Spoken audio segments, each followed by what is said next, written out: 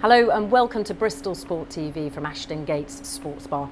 In the next 10 minutes we'll bring you all you need to know about this weekend's sporting action, including football, basketball and rugby, plus a return to Ashton Gate for former Bristol Academy manager Mark Sampson with the England Lionesses. But first, I'm pleased to say my special guest this week is Gary Townsend from Bristol Rugby Academy. And you're not here to talk about academy work per se, actually some very special charity work that you've been involved with the Shamas Foundation and bringing Kenyans here to Bristol. We're a group of 22 11, 12 and 13-year-old boys over from Nairobi, from the biggest, poorest slums in Kenya and actually in Africa. And that was as a result of some work I did in June. I went over there to do some coach education and some coaching of the young people in preparation for a tour by Bristol University. So how did it all come about? I mean, tell us a bit more about the Shamas Foundation and what they do. Well, Shamas Foundation is an organisation set up to try and improve and develop the lives of disadvantaged young people in Nairobi. And their aim is to improve their lives through rugby. So they do a life skills plan as well. Rugby is part of it, is a major part of it, but it's also about developing those children. So they do go into the schools, they talk to staff, their expectations of the kids are that they're going to work hard at school, not necessarily be academic, but work hard, and work ethic is a huge part of it. Now that ties in the cultures and things. Yeah, and you can imagine from that sort of background, if you imagine their houses are probably no bigger than average garden shed, and probably not as well constructed either. One of the boys that we hosted, for example, had 6 brothers and sisters who slept in the bed, and he slept on the floor in the same house. So from really, really poor backgrounds.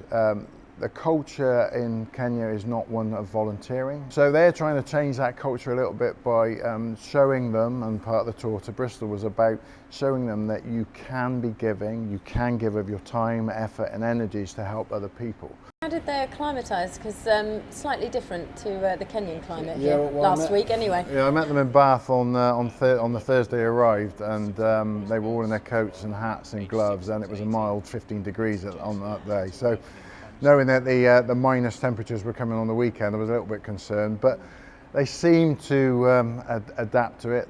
We even took them ice skating on the Tuesday, which was one of the funniest things I've ever seen. First time, I presume, for most of them? Oh yeah. For many of them, the first ones in their family to be on an aeroplane, the first ones in their family to be on a coach. So quite an experience for, not just in that way, but really for Bristolians as well, who really welcomed them to the city. Massively so. As we had, they were with Gordano for 4 days, and with St Bees for 5 days. We had quite an emotional farewells on both occasions when they swapped families. So yeah, there's things that we take very, very much for granted, which was new experiences for them. And, ice, for example, it was an incredible thing to see. Really good, but so much laughter on that day. It was great. Their end of their week culminated with them getting to watch the championship game on Friday night. Yeah, they enjoyed that. They had an affinity with Bristol. Bristol Rugby very kindly. We had breakfast with them the previous Saturday in their team run. I don't think that the players had seen anyone so small eat so much, and they kept going up for bacon and eggs and stuff. I think they thought it was all-you-can-eat buffet.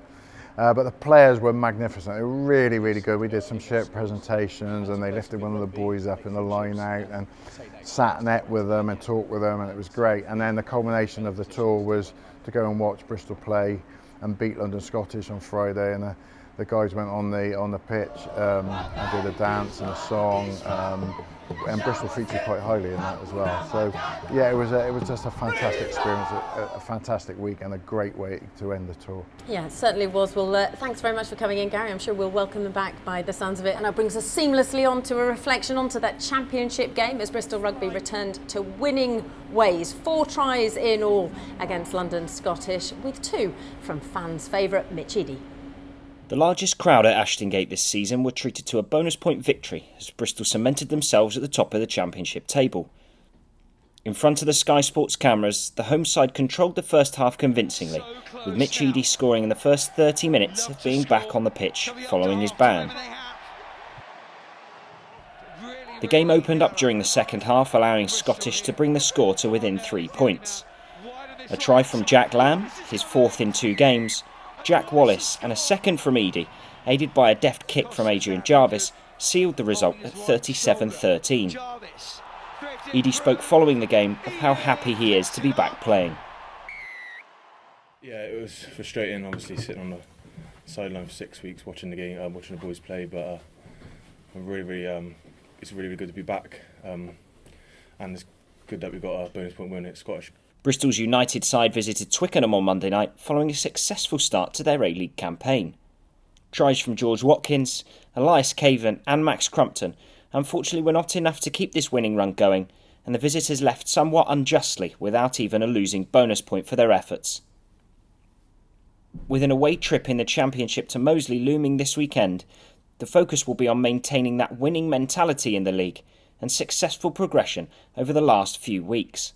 Don't forget you can catch all the action from that game on Bristol Rugby TV.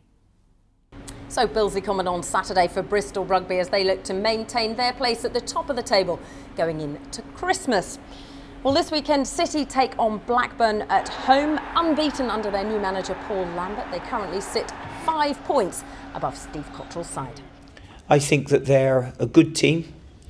I thought I was surprised when they did change the manager, because I thought he had done a very, very good job there. I also feel then that Paul Lambert was very lucky to drop into that and have what has been left behind, because I think he has a really good set of lads there to start work with. So yeah, I think they're a good team. It's a sellout on Saturday. 2 years in the job today for you. What has that support meant for you since you came here? They've been brilliant, you know. Ever since I've been here, the supporters have been different class, welcomed me. Maybe not immediately or at the start, but I think they have perhaps bought into what I've brought into the club, and hopefully they've enjoyed that. But they've been incredible, really. The support that I've had has been second to none, and I thank every one of them for that. Well, to basketball this weekend, and it should see a fully fit Flyers side travel to Surrey for the final in their series of 3 games against them in the BBL. It currently stands with a win each way, so this Friday could be crucial in determining who comes out on top if they finish level on points at the end of the season. So it has been a tough couple of weeks. We've been battling with injuries, and it's a tough situation. But as I said to the team, the number one priority right now is to get everyone healthy, have a very good week of practice with everyone healthy on the court, and get ourselves ready for the next game. And there's still plenty of time. We have the right games coming up, but right now we need to get everyone on court, and we're going to have some good practices and just get ourselves ready for the next game. And we saw Tyrone Lee playing with limited minutes tonight. What's the latest on his condition? It was kind of a decision that we made again with our physio. Ty yesterday felt a lot better, so in practice he was able to do a bit more contact situations, and so he was feeling good going to the game today. The ankle, he was heavily strapped. The ankle did not give him any issues, so I'm hoping he'll be able to have a full week of practice coming up, and he'll be 100% ready for the game against Surrey next week. Well, Coach K there, and don't forget the Flyers' last home game of 2015 takes place on Friday, December the 11th against the Plymouth Raiders. Tickets available online now. Now, as you may have noticed, Ashton Gate has been undergoing somewhat of a rebuild over the last year. You'll have noticed the giant cranes that are now on site and ready to lift the West Stand's enormous roof truss into place. We'll, of course, bring you that when it happens, full coverage here on Bristol Sport TV. Well, although we're still 9 months away from full completion, Ashton Gate is already attracting international attention. On Sunday, the England Lionesses hosted their UEFA Euro 2017 qualifier, which they won 1-0 against Bosnia and Herzegovina. I managed to catch up with Mark Sampson after the match. I'm very fortunate and privileged to work with a group of people who are incredibly determined and ambitious. And I know that every day they're going to be working hard to get better, to improve themselves and improve our team. It's really special personally to come back to Bristol. Thought they could have, give me a better day with the weather, but so be it. But no, a real special day to come back. I'm looking forward now to spending some time with some friends and some former colleagues and enjoy a good old-fashioned Bristol night out. For me, it's been hard growing up in the southwest with minimal help from just the region as well, especially being down in Plymouth. I did a lot of training on my own. A lot of my sessions were out with my dad and my little sister. But so yeah, to make my debut for England today in Bristol is obviously really special. Gemma Rose, their former Bristol Academy player who won her England senior debut here at Ashton Gate at the weekend. Now, speaking of the rebuild here at the stadium, you might just have noticed, if you've taken a stroll through the Dolmen concourse, that we now have 99 images of Bristol's sporting heroes. You'll perhaps spot John Attio, Gus Pichot, and of more lately, Greg Street are up there in the light boxes, and we are looking for you to nominate the 100th person. We want you to tweet your suggestions to us. You can do it by using the handle @Bristol_sport. And you never know, it could just be your suggestion that gets the final spot. Well, I hope you've enjoyed the programme and that you can join us again sometime soon. In the meantime, have a great weekend of Bristol Sport.